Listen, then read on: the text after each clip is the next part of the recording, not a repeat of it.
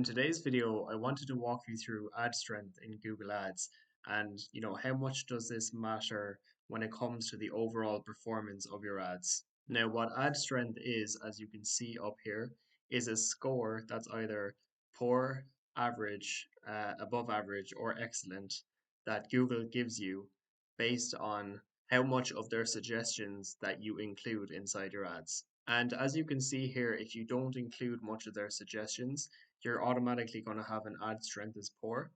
And if you do follow their suggestions, for example, using all 15 headlines, you're going to get, an improved score by also adding more of your keywords from that ad group in your headlines as well. Also making your headlines more unique. So, for example, saying different things inside your headlines that, mightn't usually be seen, and also your descriptions as well. Now, for regular search campaigns for lead generation, we've tested out a lot of different strategies with, some campaigns where we've had ad strength of excellent and some campaigns we've even had an ad strength of poor. And I'm going to explain why we've actually done this in this video. And the first reason being is that we have much better control over our headlines that are actually seen for the ad that we're running.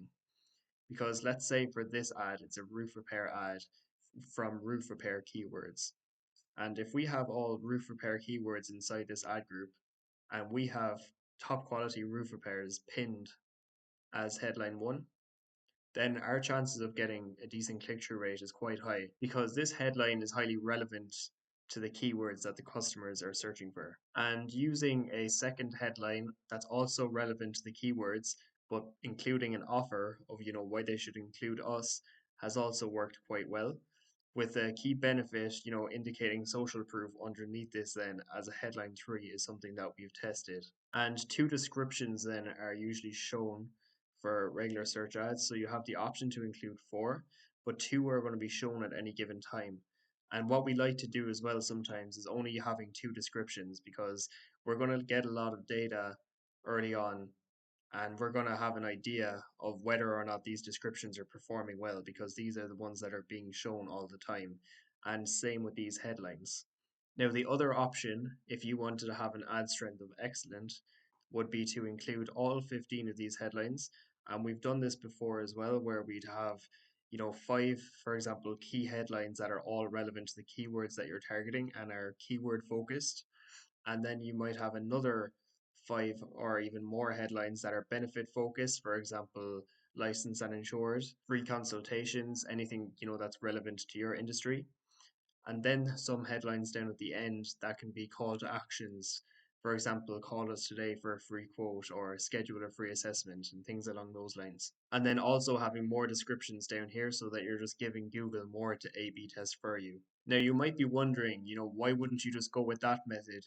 It makes way more sense to just have like an ad strength score of excellent and to have way more data for Google to A/B test for you and you have way more to work with. And while we also understand that point, the issue with that is that you don't have any control over which headlines are shown. So for example, if you have these different suggestions like these that's Google's giving us right now, and we're entering these in. So for example, local roofing company or certified roofing contractor, and that appears as the headline 1. In my opinion, it's actually less likely to get the click than the roof repair headline because it's not as relevant to the keywords of that ad group, even though Google is going to give us a higher ad strength for just simply adding in as many of these headlines as possible. Another reason why Google gave us an ad strength of poor is because they don't like us having as much control as possible over our campaigns. And by pinning these headlines here, we're telling them that we want to always have this appear as headline 1, this one is headline 2, and this is headline 3. But to have an ad strength of excellent, we don't want to have our headlines pinned.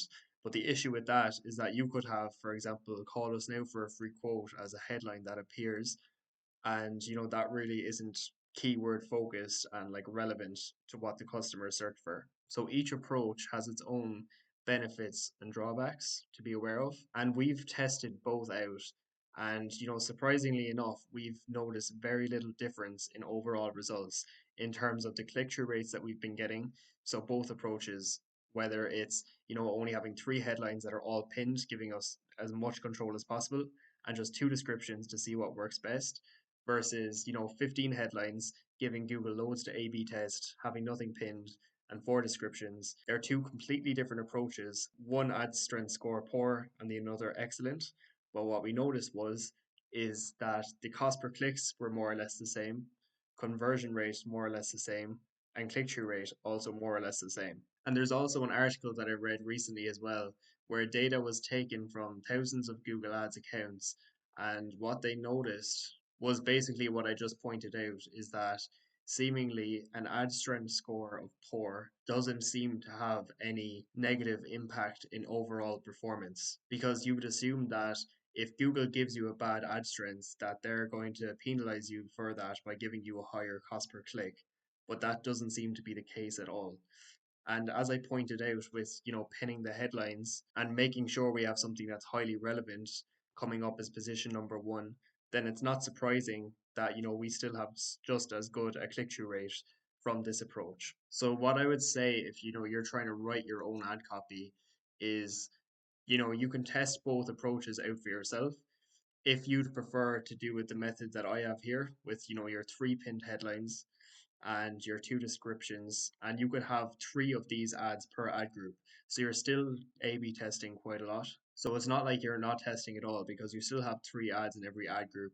And once you have enough data, you'll be able to, pause the losing ad and duplicate the winner and so on, and A/B test the ads themselves. Or if you'd prefer to let Google A/B test loads of different headlines and descriptions for you, then you can go with the recommended approach on their end of having all your 15 headlines and all your 4 descriptions, and making sure that all these boxes up at the top are ticked here to give you an ad strength score of excellent instead of poor. But the point of this video to make, and I'll also include the link to the article that I mentioned down below, is that ad strength doesn't seem to have much of an impact at all of your overall performance, which I was surprised enough by initially. So I hope this video helped and gave you some ideas of what you can do yourself if you're trying to write your own Google Ads copy and you're not sure of which approach to take, whether you'd like more control over what the customers see, or if you'd simply like, Google to test out a lot of things for you.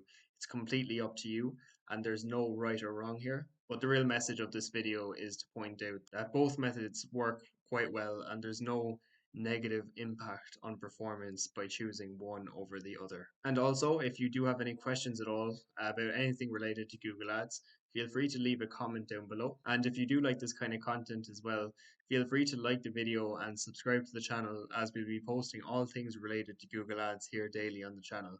And hopefully I will see you in the next video.